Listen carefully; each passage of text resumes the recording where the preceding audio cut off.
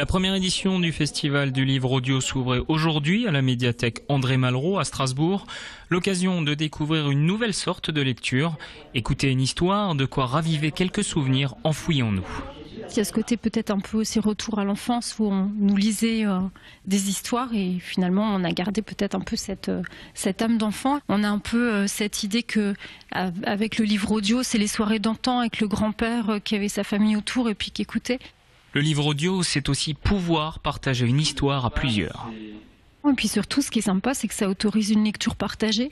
Donc je prends un exemple en voiture où j'en écoute pas mal sur les trajets avec mes enfants.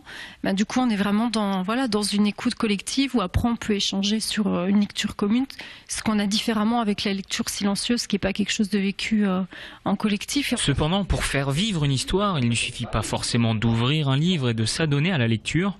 Pour avoir des livres audio de qualité, des comédiens sont appelés pour lire et vivre le livre.